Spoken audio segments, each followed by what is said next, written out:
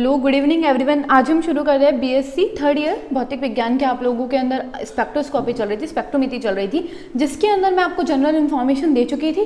जो आज का पहला आप लोगों का मतलब आज की जो मेन हेडिंग है वो आप लोगों की है रोटेशनल स्पेक्ट्रोस्कोपी, या फिर जिसे हम कहते हैं घूर्णन स्पेक्ट्रोस्कोपी, है ना। इसके अंदर आप पढ़ने वाले हो, देखो माइक्रोवेव स्पेक्ट्रोस्कोपी। पहली चीज़ तो ये कि घूर्णन स्पेक्ट्रोस्कोपी का ही नाम हमारे पास माइक्रोवेव स्पेक्ट्रोस्कोपी है। सेकेंड है दृढ़ घूर्णक रिजिड रोटेटर। थर्ड है आप लोगों का द्विपरमाणवीय अणु द्विक घूर्णन या फिर diatomic molecule as a rigid rotor. Fourth है आप लोगों का दृढ़ घूर्णक में ऊर्जा स्तर चिरसम्मत सिद्धांत द्वारा energy level of a rigid rotor semi classical principal.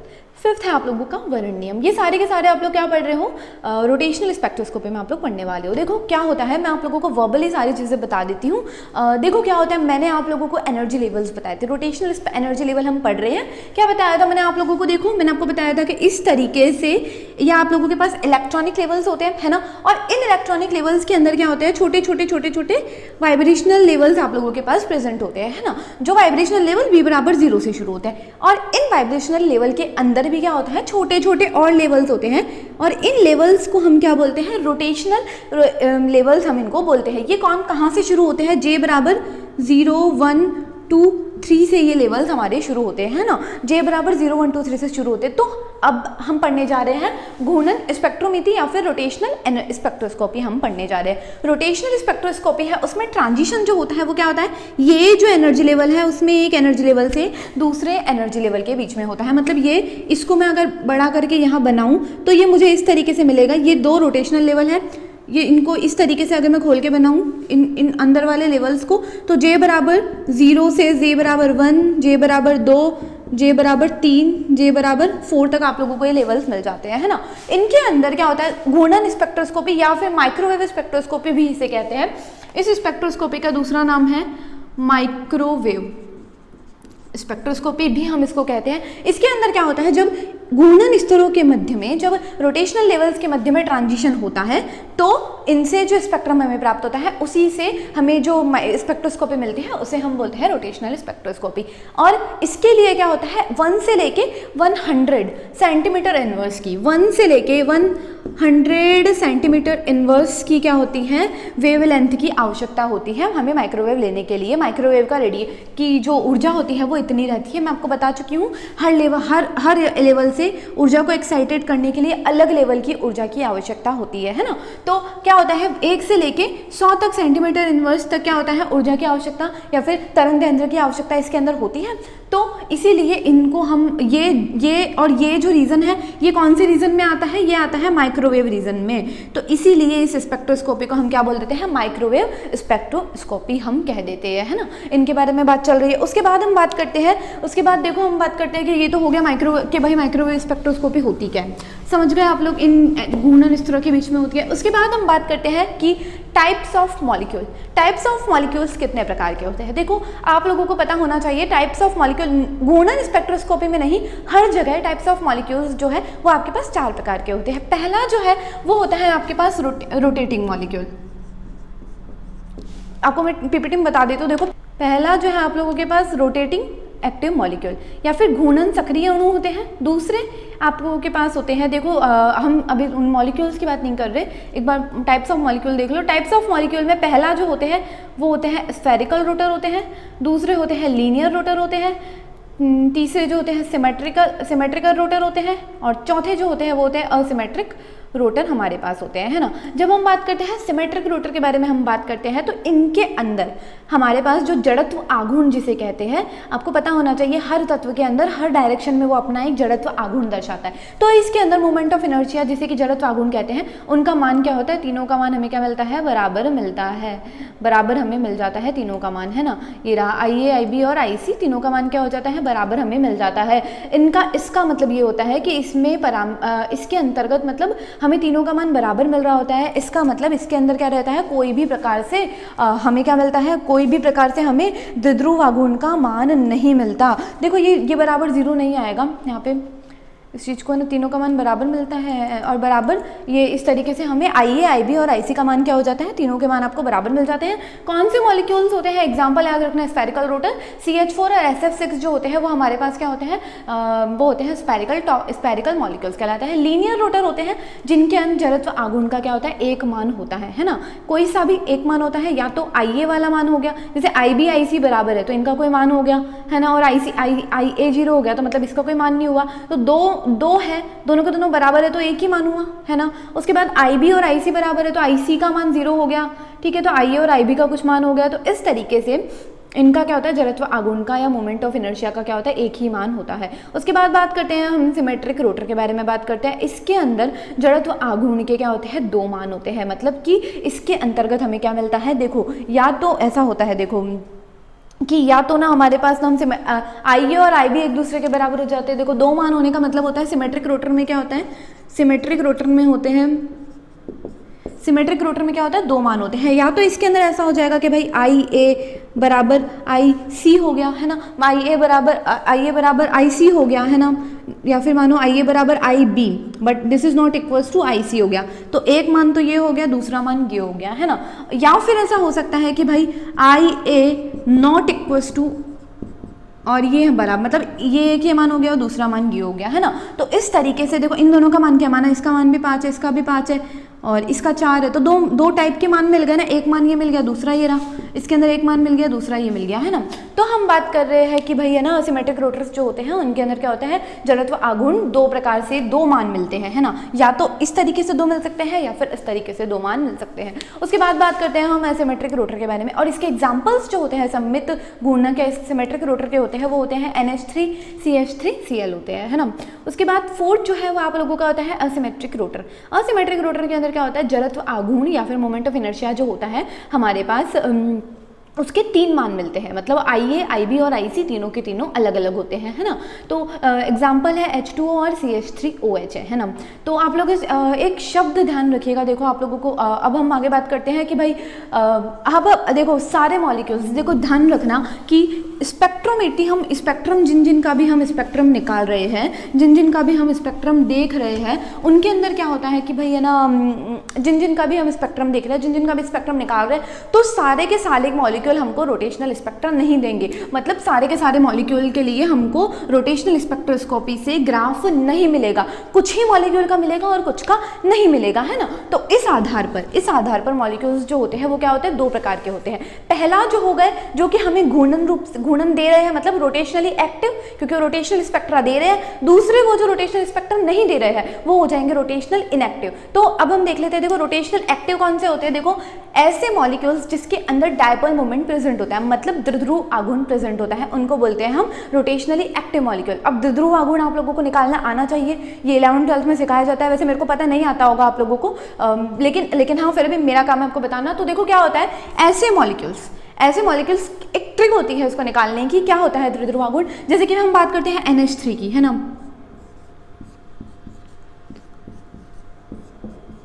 ठीक है, ये NH3 है, ऐसे 3 डंडे रहते हैं, नीचे की तरफ 3 टांगे रहती है, ऊपर एक लोन पेयर बना हुआ रहता है। तो इसके अंदर क्या होता है, देखो इसके अंदर ना नाइट्रोजन का इलेक्ट्रोनेगेटिविटी जो होता है वो हमारे पास किससे ज़्यादा होता है, हाइड्रोजन से ज़्यादा होता है, आपको पता है। तो इसकी इलेक्ट्रॉन डेंसिटी कहाँ जाएगी, इस तरफ शिफ्ट हो जाएगी, इसकी भी हमें इस तरफ शिफ्ट होती मिलेगी, इसकी भी इस तरफ शिफ्ट होती मिलेगी। तो रिजल्टेंट रूप से हमें कहाँ मिल रही है इलेक्ट्रॉन डेंसिटी, इस डायरेक्शन में हमें जाती हुई मिल जाएगी। समझे आप लोग, समझे। तो इसका मतलब क्या हो गया कि हमें इस तरीके का एक डायरेक्शन मिल गया, इलेक्ट्रॉन के जाने का डायरेक्शन हमें मिल चुका है। तो क्या हो जाएगा, देखो इसकी वजह से ये इस तरीके से जाने की वजह से ऊपर की तरफ, तो यहाँ पर तो पार्शियल नेगेटिव, यहाँ पार्शियल पॉजिटिव आ जाएगा है ना। तो ये जो द्विध्रुव के होता है जहाँ पर एक ही के अंदर एक तरफ पॉजिटिव और एक तरफ नेगेटिव होता है, तो आप इस तरीके को देख सकते हो, ऊपर नेगेटिव है, इस तरीके से ऊपर नेगेटिव है और नीचे पॉजिटिव है, तो इसे कह देते हैं कि भाई इसके अंदर परमानेंट डायपोल मोमेंट प्रेजेंट है इस मॉलिक्यूल में, ठीक है ना। ये एक ट्रिक है, ट्रिक नहीं है, मतलब यही बात यही है, कॉन्सेप्ट भी यही है कि भाई इस तरीके से डायपोल बना हुआ मिल गया ना, तो परमानेंट डायपोल मोमेंट है। जबकि मैं बात करूं BF3 की, BF3 की अगर मैं बात करूँ तो हाइड्रोजन का, फ्लोरीन का इलेक्ट्रोनेगेटिविटी बोरोन से ज़्यादा होता है, तो इलेक्ट्रॉन डेंसिटी इधर जा रही है ना। फिर इसकी इलेक्ट्रॉन डेंसिटी इधर जा रही है और इसकी इधर जा रही है। तो देखो दो जब इस तरीके से आपको इस तरीके से जाते हुए मिल जाए या इस तरीके से दोनों आते हुए मिल जाए, जब आते हुए दोनों डेंसिटी मिल जाएगी तो फाइनली मर्ज होकर इस तरीके से एक में जुड़ जाएगी। जबकि अगर दो इस तरीके से जाते हुए मिल जाए तो इनका रिजल्टेंट हमें मिलेगा यहाँ बीच में। ये चीज़ ध्यान रखना है ना, चीज़ ध्यान रखना। तो इन दोनों का रिजल्टेंट जो है वो हमें यहाँ मिल रहा है, कहाँ पर मिल रहा है, यहाँ पर बीच में मिल रहा है ना, इन दोनों का रिजल्टेंट, ठीक है। और इसका जो रिजल्टेंट है वो आपको यहाँ मिल रहा है। तो फाइनली क्या चीज़ है, इन दोनों का रिजल्टेंट तो आपको ये मिल गया है ना, मैंने आपको बता दिया कैसे मिलता है, और एक ये मिल गया। तो मतलब एक इधर जा रहा है और एक इधर जा रहा है, मतलब इधर वाला जो डायपोल है इधर भी जा रहा है, तो मतलब ये दोनों क्या करेंगे, एक दूसरे को कैंसिल आउट कर देंगे। तो इसके लिए आपको कोई भी डायपोल नहीं मिलेगा। डायपोल नहीं मिलेगा मतलब u बराबर 0 हो जाएगा, जबकि यहाँ u बराबर क्या है, नॉन जीरो है। मतलब ये डायपोल एक्टिव मॉलिक्यूल है, यहाँ पर परमानेंट डायपोल प्रेजेंट है, यहाँ पर परमानेंट डायपोल क्या है, एब्सेंट है, ठीक है ना। इस प्रकार से आप लोग द्विध्रुव याद करते हो। उसके बाद देखो क्या होता है, ये देखो ये दे रखे एग्जाम्पल, हम बात कर रहे थे कि भाई ये रहा रोटेशनल एक्टिव मॉलिक्यूल जो होते हैं कौन कौन से हो गए, HCl हो गया, CO हो गया, H2O हो गया, NO हो गया, ये आप लोगों के पास क्या हो गए, रोटेशनली एक्टिव मॉलिक्यूल्स हो गए, है ना। एग्जांपल से याद रख लेना। उसके बाद रोटेशनली इनएक्टिव मॉलिक्यूल्स वो होते हैं जिनके अंदर परमानेंट डायपोल एब्सेंट होता है। देखो अब H2 है ना, तो देखो H2 के अंदर परमानेंट डायपोल कहाँ से होगा, H ये रहा, देखो जितना इधर जा रहा है उतना इधर जा रहा है, कुछ है ही नहीं, दोनों एक दूसरे को कैंसिल आउट कर देंगे तो u बराबर 0 मिल जाएगा। तो मतलब जितने भी, और ध्यान रखना जितने भी समनाभिकीय होमोन्यूक्लियर का मतलब होता है कि भाई दोनों जो एटम है वो बराबर है, दो ही एटम है और दोनों बराबर है। जितने भी होमोन्यूक्लियर स्पीशीज होती है उन सभी के अंदर परमानेंट डायपोल एब्सेंट होता है ना। एक तो होमोन्यूक्लियर के अंदर, दूसरा हमारे पास अगर लीनियर मॉलिक्यूल्स है ना, लीनियर मॉलिक्यूल जैसे हम बात कर रहे हैं CO2 की, है ना। अब देखो इसमें क्या हो रहा है, ऑक्सीजन की इलेक्ट्रोनेगेटिविटी कार्बन से ज़्यादा है तो इस तरफ गया ये, है ना, ऑक्सीजन की ज़्यादा है तो ये इस तरफ गया, एक दूसरे को कैंसिल आउट कर दिया तो u बराबर हमें मिल गया 0। मतलब जितने भी हमारे पास लीनियर मॉलिक्यूल्स होते हैं, रेखीय अणु होते हैं इस प्रकार के, जिनके अंदर दोनों मतलब दिशाओं में सेम रहता है, एक तो ये और एक समनाभिकीय मतलब होमोन्यूक्लियर जो एटम्स रहते हैं उन सभी के अंदर म्यू का मान हमें क्या मिलता है, 0 मिलता है। मतलब द्विध्रुव आघूर्ण का मान हमें क्या मिल जाता है, 0 मिल जाता है। इसका मतलब वो रोटेशनली इनएक्टिव मॉलिक्यूल्स कहलाते हैं, है ना। तो ध्यान रखना, दो एग्जाम्पल जहाँ पर नहीं रहता है। तो देखो दूसरा है रोटेशनली अक्रिय अणु, तो देखो ये रहा समनाभिकीय, होमोन्यूक्लियर बोल लो, होमो एटॉमिक बोल लो, बात एक ही है। होमोएटॉमिक डाइएटॉमिक जो होते हैं उनके अंदर, और दूसरा हम बात कर रहे हैं किनके बारे में बात कर रहे हैं कि भाई लीनियर मॉलिक्यूल, CO2 टाइप के linear molecule such as CO2, है ना। इन सभी के अंदर क्या होता है, हमारे पास रोटेशनल का जो है वो द्विध्रुव आघूर्ण जो है वो 0 मिलता है, तथा ये रोटेशनली इनएक्टिव मॉलिक्यूल्स कहलाते हैं। उसके बाद बात करते हैं कि भाई रोटेशनल स्पेक्ट्रा जो है उनके अंदर, रोटेशनल स्पेक्ट्रा जो है उसके अंदर जो होता है ये कौन सी रेंज में मिलता है, मैंने आपको बता दिया 1 से लेके 100 सेंटीमीटर इनवर्स के बीच में आपको ये चीज़ मिल जाती है। उसके बाद हम बात करते हैं कि दृढ़ आघूर्ण की बात चल रही है, द्विध्रुव घूर्णन की, रिजिड रोटर की बात चल रही है, और हम बात कर रहे हैं डायटॉमिक मॉलिक्यूल्स के बारे में हम बात कर रहे हैं। देखो क्या बता रही हूँ मैं आप लोगों को, देखिए क्या होता है, हम ना मैंने आप लोगों को बॉर्न ओपेनहाइमर अप्रोक्सीमेशन पढ़ाया था, उसके अंदर आपको याद हो उसकी कमी, उसी कमी की अब बात चलेगी, है ना। उसी को हम पढ़ेंगे, उसके बारे में भी पढ़ेंगे, मतलब उसी को नहीं उसके बारे में पढ़ेंगे। देखो हमने एक डायटम, हम पढ़ रहे हैं रिजिड रोटर,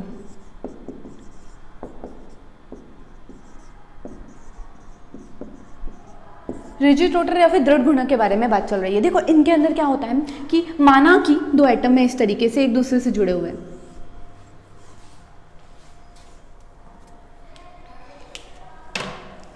माना कि दो एटम है वो इस तरीके से जुड़े हुए हैं। इन दोनों एटम का क्या है, मास बराबर है। मास मतलब बराबर नहीं है, इसका मास m1 है, इसका मास m2 है ना, m2 है ना। ये एक दूसरे से जुड़े हुए मतलब रस्सी से जुड़े हुए हैं ना। और इनके बीच का डिस्टेंस कितना है, इनके बीच का डिस्टेंस है r के बराबर है ना। और हमारे पास ग्रेविटी लगती है, मतलब देखो कोई भी चीज़ है ये बराबर है इक्वली, तो बीच में क्या होती है, ग्रेविटी लगती है। बीच में अगर ग्रेविटी लग रही है तो देखो इस तरीके से ये सेंटर हो जाएगा, ठीक है। और इस सेंटर से इसकी दूरी और इसकी दूरी क्या है, दोनों की दूरी हमने मान ली है कि भाई इसकी दूरी तो r1 है, दूसरे की दूरी हो गई हमारे पास r2 हो गई, है ना। ये हमारे पास आर ए हो गई, आर ए हो गई, और ये हमारे पास इसकी दूरी हो गई आर बी के बराबर हमारे पास हो गई। कहाँ से?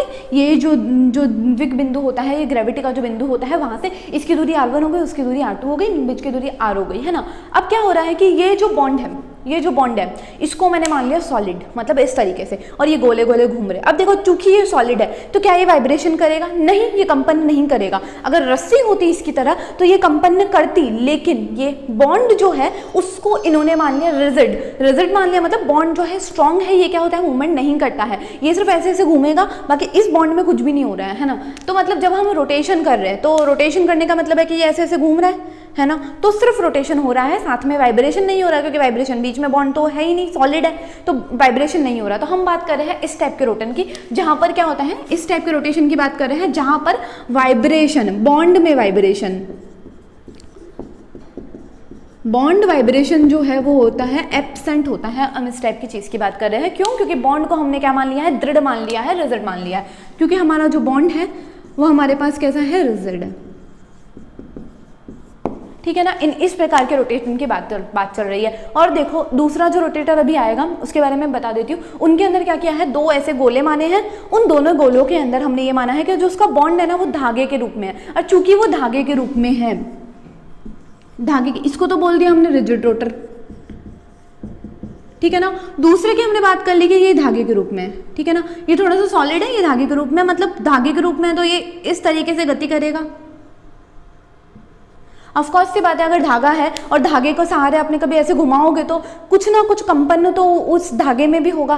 तो क्या हो रहा है, हमारे पास रोटेशन तो हो ही रहा है, रोटेशन तो हमारे पास इस तरीके से इनके बीच में रोटेशन तो हो ही रहा है, लेकिन साथ में इस बॉन्ड में भी क्या हो रहा है, वाइब्रेशन हो रहा है। मतलब इसके अंदर तो बॉन्ड को मैंने मान लिया दृढ़ मान लिया, सॉलिड मान लिया, इसको मैंने धागे के फॉर्म में मान लिया, है ना। तो साथ में वाइब्रेशन भी हो रहा है। तो इस प्रकार के रोटर में, इस प्रकार के रोटर को क्या कहता है, जहां पर धागे के रूप में माना है, इस प्रकार के रोटर को बोलते हैं नॉन रिजिड रोटर, मतलब अदृढ़ घूर्णक इसको बोला जाता है ना। अब अदृढ़ घूर्णक के अंदर देखो, इसमें क्या होता है, बॉन्ड वाइब्रेशन नहीं होता है, लेकिन इसके अंदर क्या होता है, बॉन्ड वाइब्रेशन क्या होता है, प्रेजेंट होता है ना। ये बात हम कर रहे हैं। अब हम पढ़ेंगे रिजिड रोटर। रिजिड रोटर में क्या क्या चीज़ें हम पढ़ने वाले हैं, हम इसके बारे में बात करेंगे, है ना। तो देखो क्या हो रहा है, देखो अब हमें रिजिड जो मॉलिक्यूल्स हमारे पास होते हैं, रिजिड घूर्णक जिसकी बात कर रहे हैं, रिजिड रोटर की हम बात कर रहे हैं, उसके बारे में हम क्या करेंगे, कुछ कैलकुलेशंस करेंगे, है ना। कुछ कैलकुलेशंस में कुछ नहीं करना है, आपको आई की वैल्यू फाइंड आउट करनी है। आई क्या होता है हमारे पास, जड़त्व आघूर्ण, मोमेंट ऑफ इनर्शिया को हम बोलते हैं, हम बोल देते हैं उसको, क्या बोल देते हैं, जड़त्व आघूर्ण हम इसको बोल देते हैं। देखो ये हमने एज्यूम किया है कि ये सेंटर पॉइंट है ना। सेंटर पॉइंट से एक स्टिक से, मतलब एक स्टिक से ये दोनों जुड़े हुए हैं, इसका मास एम ए मान लेते हैं, एम ए है, और इसका मान है हमारे पास एम बी है हमारे पास, ठीक है ना। अगर माना कि ये एम ए और एम बी है और इनके मध्य में क्या है, आर ए और आर बी जो है वो क्या है, इनके मध्य की दूरी है ना। तो इनके बारे में मैं आर की वैल्यू लिख सकती हूँ। आर हमारे पास किसके बराबर हो जाएगा, R A plus R B के जोड़ के बराबर हमारे पास हो जाएगा, है ना। तो आर जो है वो R A plus R B के जोड़ के बराबर हो जाएगा, है ना। उसके बाद अगर मैं इस पूरे तंत्र के लिए मोमेंट ऑफ इनर्शिया की वैल्यू लिखना चाहूँ, जड़त्व आघूर्ण की वैल्यू लिखना चाहूँ, तो आप याद रखना, नहीं याद होगा मेरे को पता है, लेकिन आई जो होता है वो एम आर स्क्वायर के बराबर होता है। आई जड़त्व आघूर्ण जो होता है, फिजिक्स में आप लोगों ने पढ़ा होगा 11th-12th में कि जड़त्व आघूर्ण आई जो होता है वो एम आर स्क्वायर के बराबर हो जाता है ना। तो इसके लिए अगर मैं जड़त्व आघूर्ण लिखने जाऊं तो मुझे कितना मिलेगा, एम आई ए बराबर मुझे मिल जाएगा M A R A square मिल जाएगा, ठीक है। इसके लिए जड़त्व आघूर्ण लिखने जाऊं तो आई बी बराबर हो जाएगा एम बी आर बी के होल स्क्वायर के बराबर आप लोगों को मिल जाएगा। मतलब पूरे तंत्र के लिए जड़त्व आघूर्ण का मान क्या मुझे मिलेगा, एम ए, मतलब इन दोनों को जोड़ दूं, इसके बराबर हो जाएगा पूरे तंत्र के लिए, तो M A R A square plus M B R B square के बराबर मुझे मिल जाएगा। उसके बाद मैंने क्या किया, माना कि ये जो M A R A square जो है, इनका जो गुणनफल है वो इस M B R B square के क्या है, मुझे बराबर मिल रहा है। माना कि ये समान दूरी पर है, आर ए और आर बी एक दूसरे के बराबर है मान लिया, या फिर बराबर नहीं माना, लेकिन ठीक है भाई, इनका जो गुणनफल है वो हमें क्या मिल रहा है, बराबर मिल रहा है ना। या फिर ये मान लो कि ये इसके बराबर है, ये वाला इसके बराबर है, तो दोनों के मान हमें क्या मिल जाएंगे, बराबर मिल जाएंगे। तो M A R A square मैंने लिख रही हूँ माना की, है ना, माना कि M A R A square equal to है M B R B square के इक्वल टू मिल गया है ना। हम आर बी का मान यहाँ से लिख सकते हैं, आर बी किसके बराबर होगा, इस आर में से इस आर ए को मैं घटा दूँ तो मुझे कितना मिल जाएगा, आर बी का मान मिल जाएगा। तो ये मेरे पास हो जाएगा आर माइनस आर ए जो है वो हमारे पास आर बी के मान के बराबर हमें मिल जाएगा, है ना। तो हम आर बी की जगह आर माइनस आर ए लिख सकते हैं। ये लिख देने के बाद जब मैं इस चीज़ को सॉल्व करूंगी, एम ए आर ए मिल जाएगा, अंदर की तरफ मल्टीप्लाई कर दिया तो M B R minus M B R A हमें मिल गया, है ना। इस चीज़ को यहाँ शिफ्ट कर दूंगी तो फाइनली मुझे आर ए का मान मिल जाएगा M B R upon M B plus M A plus M B के बराबर मुझे आर ए का मान मुझे मिल जाएगा। उसके बाद सिमिलर तरीके से, इस सेम तरीके से मैं इस आर ए की जगह आर माइनस आर बी लिख सकती हूँ। तो उस तरीके से सॉल्व करने पर मुझे आर बी का मान भी मुझे मिल जाएगा, है ना। आर ए मतलब कुछ भी नहीं करना है, बी की जगह ए आ जाएगा, आर ए आर बटा M A plus M B के बराबर मुझे ये चीज़ मिल जाएगी। उसके बाद देखो मुझे आर ए का मान भी मिल गया, मुझे आर बी का मान भी मिल गया, और ये इक्वेशन है हमारे पास किसकी, जो इस पूरे तंत्र के जड़त्व आघूर्ण की इक्वेशन हमको पता है ना। तो मैं इस आर ए की जगह और इस आर बी की जगह इन दोनों मानों को रख सकती हूँ। तो मैंने वही किया है, जो आई है उसकी जगह मैंने एम ए, यहाँ पर मैंने इसको गुणा करके ये लिख दिया प्लस करके, और उनके मान रख देने पर हमें ये इक्वेशन मिल जाएगी।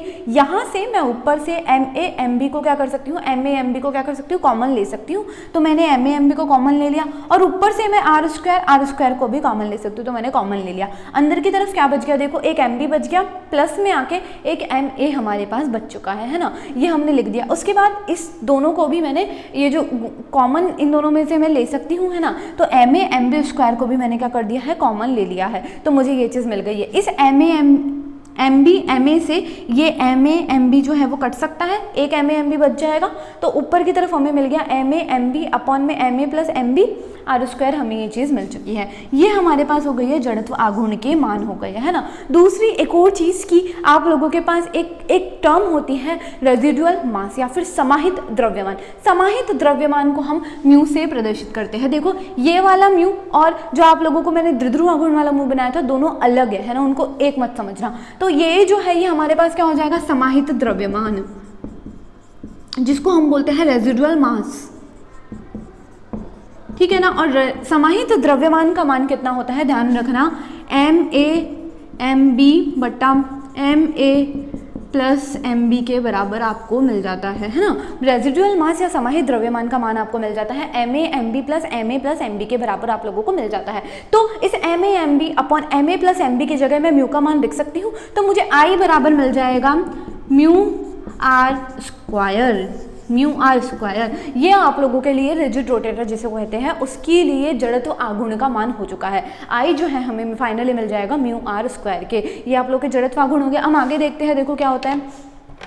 किसी भी द्विपरमाणुवीय अणु को इस प्रकार घूर्णित किया जाए कि उसके बीच की अंतर परमाणुवीय दूरी, मैंने आपको बता दिया था कि डिस्टेंस जो है वो क्या है, पाइप के फॉर्म में मानी है, तो वो अपरिवर्तित रहे, तो इसे हम दृढ़ घूर्णक कहते हैं। उसके बाद हम बात करते हैं कि अब ये जो ये ग्राफ बन रहा है हमें इस तरीके से, इसके अंदर क्या हो रहा है कि जब आपने क्या किया, देखो अभी तक तो जो मैंने आपको चीज़ें बताई वो तो जनरल थी कि भाई किस तरीके से हम एक जड़त्व आघूर्ण का मान निकाल सकते हैं। अब हम कैलकुलेट करने जा रहे हैं किसके लिए, रिजिड रोटेटर जो हमारा होता है उसके अंदर हम क्या करने जा रहे हैं, सेमी क्लासिकल जो प्रिंसिपल है वो अपन लोग अप्लाई करने जा रहे हैं। क्यों अप्लाई करने जा रहे हैं, देखो मैं आप लोगों को एक चीज़ बता चुकी हूँ। इस चीज़ को देखो, मैंने आप लोगों को एक चीज़ बताई थी कि क्या होता है ना कि इस तरीके से एनर्जी लेवल्स होते हैं, है ना। इन एनर्जी लेवल के अंदर और छोटे लेवल्स होते हैं और इसके अंदर और छोटे लेवल्स होते हैं, और ये जो सबसे छोटे लेवल है इन्हीं को हमने क्या बोला है, रोटेशनल या घूर्णन स्तर बोला है।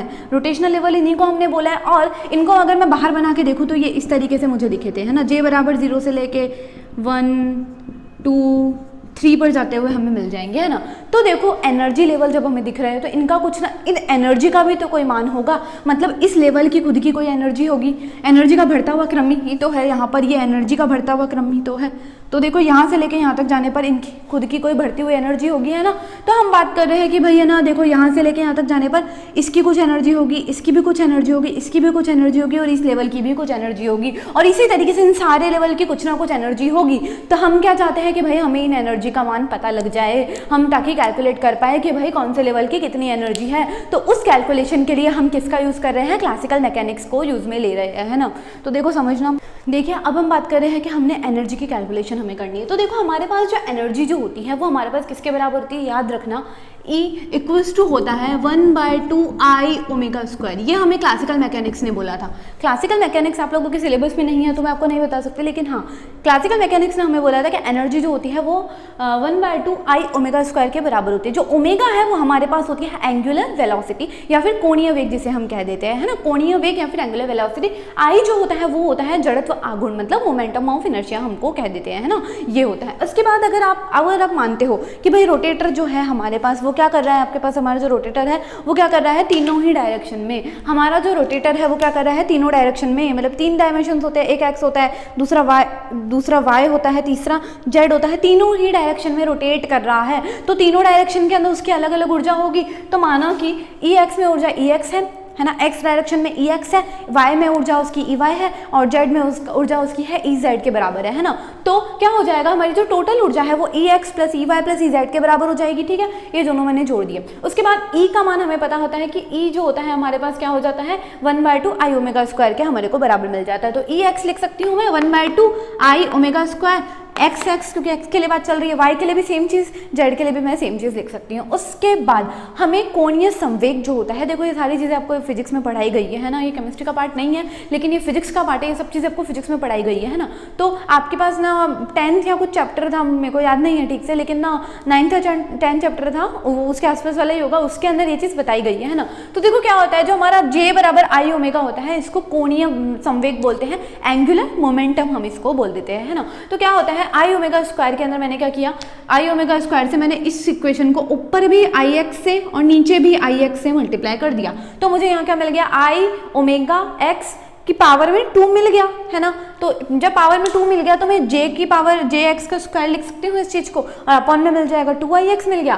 फिर दूसरा को भी इसी तरीके से jy² प्लस 2iy मिल गया। तीसरा jz² बटा 2iz हमको मिल गया। उसके बाद माना कि ये जो तीनों हैं इनको मैं रिप्रेजेंट करने के लिए मैंने क्या किया, j² मैंने इसको लिख दिया, और इसको भी मैंने क्या कर दिया, इनको भी मैंने बराबर मानते हुए मैंने इसको भी 2i लिख दिया, है ना। लिख सकती हूँ मैं, क्योंकि माना कि ix plus iy plus iz हमें इसके बराबर मिल रहे हैं। तो j² अपन 2i हमें किसका मिल गया, e के बराबर मिल गया। अब देखो जो j² जो होता है वो हमारे पास किसके बराबर हो जाता है, देखो ये भी याद रखना है आप लोगों को, j² जो होता है वो आप लोगों के पास बराबर हो जाता है j+1 प्लस j+1 h² के आपको बराबर ये मिल जाता है ना, j+1 h² के आपको बराबर मिल जाता है।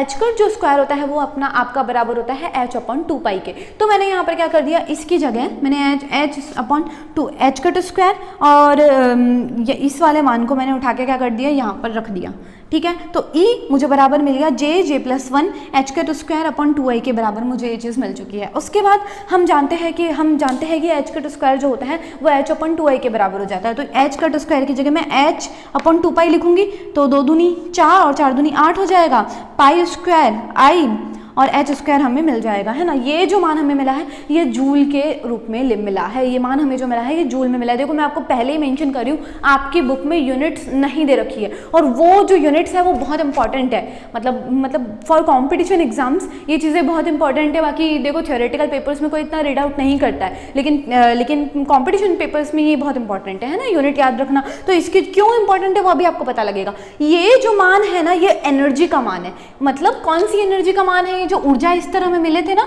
तो कौन से ऊर्जा स्तर की क्या एनर्जी है उसका मान मिला है, क्या मिला है, j+1 h²/8π² हमको मिल गया है। अब यहाँ पर एक नया कांस्टेंट होता है जिसको हम बोलते हैं रोटेशनल कांस्टेंट या घूर्णन स्थिरांक।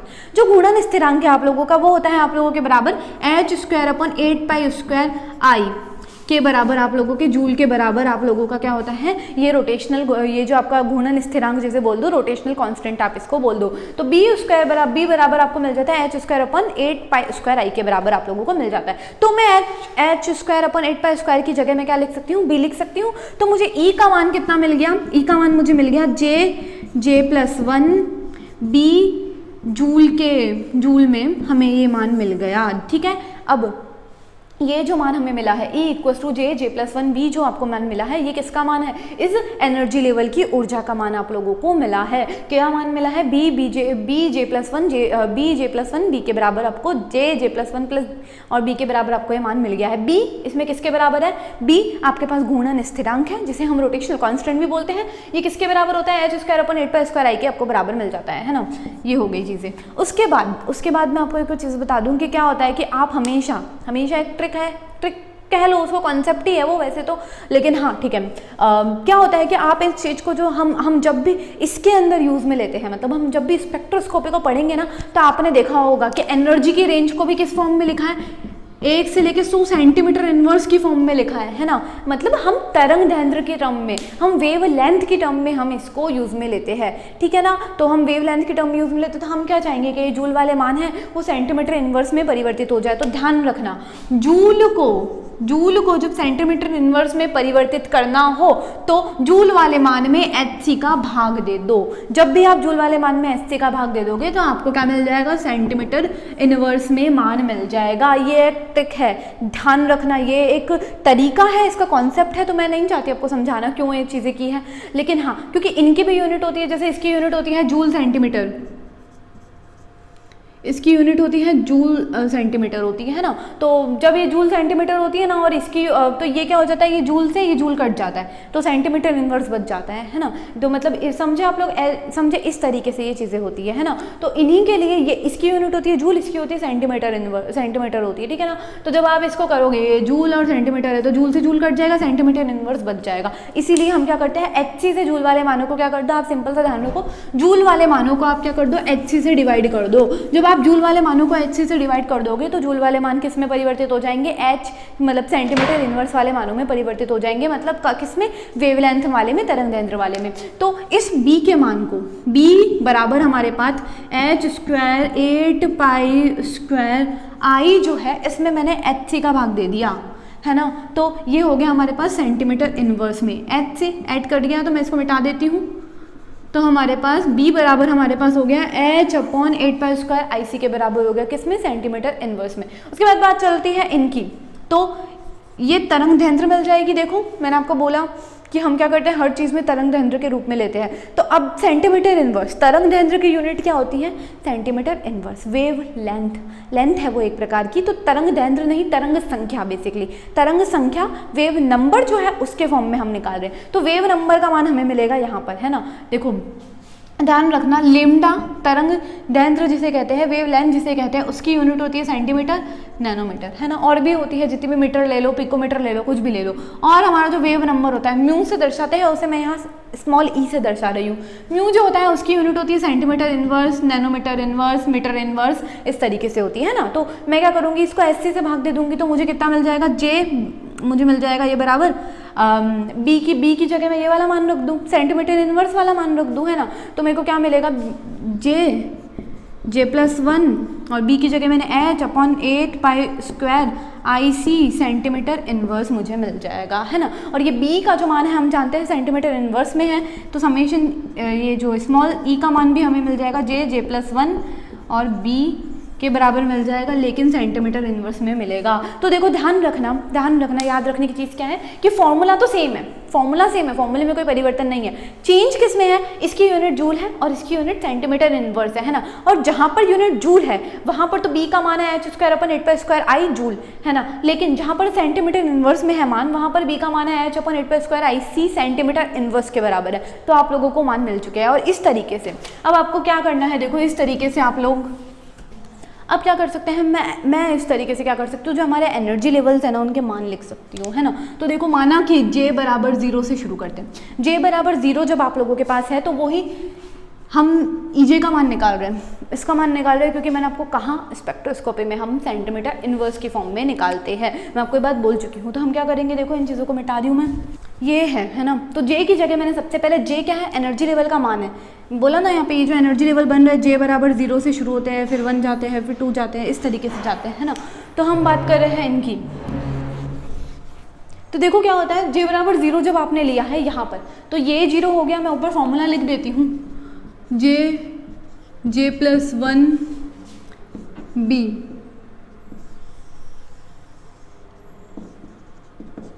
सेंटीमीटर इनवर्स आपको मिल गया है ना। तो जे बराबर 0 जब लिख दिया, यहाँ 0 है ना, और फिर आपको मिल जाएगा ये भी कितना मिल जाएगा 0। तो मतलब आपको मिल गया 0 बी का मान, मतलब ये जो पूरी ई जे का मान कितना मिल गया 0 के बराबर मिल गया। 0 सेंटीमीटर इनवर्स आप लोगों को मिल चुका है ना। उसके बाद हम बात करते हैं जे का मान मैंने रख दिया 1 रखा है, तो 1 और 2 तो मतलब मिल गया 2 सेंटीमीटर इनवर्स। ठीक है, जे बराबर 2 रखने पर मुझे मिल गया है कितना 2 3 3 दूनी 6 सेंटीमीटर इनवर्स। ठीक है, जे बराबर 3 रखने पर मुझे मिल गया है 3 4 4 3 12 सेंटीमीटर इनवर्स है ना। ये मान आप लोगों को मिल चुके हैं। और इसी तरीके से आपको कहाँ तक ये मान जाने वाले हैं देख लेना एक बार, जहाँ तक भी जा रहे हो। अब आप लोग देख सकते हो जी, मैंने क्या बना दिया, जे बराबर 0 से लेके जे बराबर 3 तक की मैंने, और आप ज़्यादा निकालो, जितने निकालना निकालो, मस्त बैठ के पेज भरो है ना। तो देखो क्या होता है 4 5 5 चौक 20 सेंटीमीटर इनवर्स है ना। अब एक चीज़ ध्यान रखने की ये है, इनके बीच का गैप कितना है। इसके बीच का गैप है 2 सेंटीमीटर इनवर्स, इसके बीच का गैप है 4 सेंटीमीटर इनवर्स, इसके बीच का गैप है 6 सेंटीमीटर इनवर्स, इसके बीच का गैप है 8 सेंटीमीटर इनवर्स। मतलब ये कि जैसे जैसे जे का मान बढ़ता जा रहा है वैसे वैसे इनके बीच में गैप क्या है, इंक्रीज होता जा रहा है। इसीलिए जब इसका ग्राफ आप लोग बनाओगे तो सबसे पहले 0 सेंटीमीटर इनवर्स तो ये मिल गया आपको है ना। उसके बाद आप बात करते हो 0, देखो ये बी का मान नहीं है तो 0b centimetre inverse, 2b centimetre inverse, 6b और b साथ में आता जाएगा, तो 0b का मिल गया। इससे थोड़ा सा ऊपर मिल गया आप लोगों को कितना 2b सेंटीमीटर इनवर्स। फिर थोड़ा सा और गैप लेके, क्योंकि गैप बढ़ता जा रहा है ना, देखो पहले 2 का गैप है, फिर 4 का गैप है, फिर 6 का गैप है, 8 का गैप है, तो फिर मिल गया आप लोगों को कितना, फिर इसके बाद मिल गया 6b सेंटीमीटर इनवर्स। फिर थोड़ा सा और गैप मिल गया, थोड़ा सा और गैप मिल जाने के बाद आपको मिल गया 12b सेंटीमीटर इनवर्स। फिर थोड़ा सा और गैप मिल गया, थोड़ा सा और ज़्यादा बढ़ा दो, ये रहा 20b सेंटीमीटर इनवर्स। तो मतलब नीचे से लेके ये जे बराबर क्या है, जे बराबर 0, ये जे बराबर 1, ये जे बराबर 2, ये जे बराबर 3, ये जे बराबर 4। मतलब नीचे से लेके ऊपर तक जाने पर क्या हो रहा है, नीचे से लेके ऊपर तक जाने पर एनर्जी लेवल्स के जो मान है वो क्या होते जा रहे हैं, इंक्रीज होते जा रहे हैं है ना। ये चीज़ आप लोगों को याद रखनी है ना। उसके बाद हम बात करते हैं कि बस हो गया, मतलब आप लोगों को मैंने एनर्जीज के मान निकालने थे, ये सारे मान मैं आप लोगों को बता चुकी हूँ। उसके बाद हाँ एक और चीज़ ध्यान रखना, क्या हो रहा है यहाँ पे, यहाँ से लेके यहाँ तक ट्रांजिशन होगा, ठीक है, यहाँ से लेके यहाँ तक ट्रांजिशन होगा, यहाँ से लेके यहाँ तक ट्रांजिशन होगा, यहाँ से लेके यहाँ तक ट्रांजिशन होगा है ना। तो इनके लिए कितनी ऊर्जा चाहिएगी, तो देखो 0 से लेके 2 तक जा रहे हैं, मतलब यहाँ पे चाहिएगी 2b सेंटीमीटर। मतलब इनके अंदर डेली का मान कितना मिल गया मुझे 2b, इसके अंदर कितना मिल गया 4b, इसके अंदर कितना मिल गया 6b, इसके अंदर कितना मिल गया 8b है ना। तो इन ग्राफों को मैं क्या कर सकती हूँ, इस तरीके से बना सकती हूँ। ये 2b वाला सबसे छोटा 2b, इस तरीके से बनाऊँ तो 2b, फिर थोड़ा सा मुझे मिल गया 4b, फिर 4b मिल गया है ना, फिर मुझे मिल गया कितना, फिर मुझे मिल गया 6b, फिर इस तरीके से मेरे को मिल गया कौन सा 8b, फिर मुझे आगे क्या मिलेगा बताऊँ 10b मिलेगा, फिर मुझे मिलेगा 12b, फिर मुझे मिलेगा 14b, ठीक है ना। तो याद रखने की एक चीज़ नोट करने की क्या है, इनके बीच का गैप देखो, सब में 2b का गैप है, समझे, इसमें भी 2b का गैप है। मतलब इसके इनको ये 1 2 3 4 इनको जब मैं इस फॉर्म में बनाने लगी है ना, इनको मैंने जैसे ये छोटा सा बना दिया 2b वाला, फिर थोड़ा सा पास में ऐसे, फिर थोड़ा सा पास में ऐसे है ना, ये बनते गए, तो इसका तो 2b हो गया, इसका 4b हो गया। मतलब सबके बीच में गैप कितना मिल रहा है, इक्वल मिल रहा है, 2b का गैप आप लोगों को मिल रहा है। इनके बारे में हम बात कर रहे हैं ना। उसके बाद देखो क्या होता है, एक और चीज़ जो पढ़ने की है कि भाई हाँ एक और चीज़ कि ये जो गैप मैंने डायरेक्टली लिख दिया देख कर है ना, देखो साइंटिस्ट को कभी चैन नहीं पड़ता, उनको हर चीज़ की ना एकदम ऑथराइज चीज़ें चाहिए, वो कई सुनी बातों पर बिलीव नहीं करते। तो देखो क्या है, इसका मान पता है कैसे निकला है, इन एनर्जी लेवल के मान तो मैंने आपको बता दिया कौन से फॉर्मूले से निकले हैं, बी या फिर J+1b से सेंटीमीटर इनवर्स से आपको इनके मान मिल गए है ना। और आप इन दोनों के बीच का गैप भी निकालना चाहते हो है ना, तो इनके बीच का गैप निकालने के लिए आप लोग क्या करोगे, देखो इस वाले एनर्जी लेवल में से इस वाले एनर्जी लेवल के मान को घटा दोगे, मतलब इस वाले के जो मान है उसमें से इसको घटा दोगे। फॉर्मूला अब इसका भी इन्होंने एक फॉर्मूला दे दिया, याद रखना इनके बीच का गैप का फॉर्मूला होता है 2b J+1, इनके बीच का जो गैप है इसका फॉर्मूला, मतलब सिर्फ इसका नहीं, इसका गैप भी 2bj+1, इसका गैप भी 2bj+1, इसका गैप भी 2bj+1, इसका गैप भी 2bj+1 के बराबर हो जाता है। और चूंकि j का मान परिवर्तित होता रहता है, j का मान यहाँ परिवर्तित होता जा रहा है, इसीलिए गैप का मान भी परिवर्तित होता हुआ हमें मिल जाता है। ये आप लोगों का हो रहा है, क्या बता दिया मैंने आप लोगों को, मैंने आपको बता दिया कि भाई दृढ़ घूर्णक क्या होता है ना। उसके बाद हम बात करते हैं वर्ण नियम की। देखो वर्ण नियम तो मैंने आपको पहले ही बता दिया। देखो वर्ण नियम मैंने आप लोगों को ना, एक तो पहले जो नॉर्मल सिलेक्शन रूल है वो मैं आप लोगों को जनरल इन्फॉर्मेशन में पढ़ा चुकी हूँ। जनरल इन्फॉर्मेशन में जो आपको मैंने सिलेक्शन रूल पढ़ाया था उसके अंदर मैंने आपको क्या बताया था कि क्या होता है,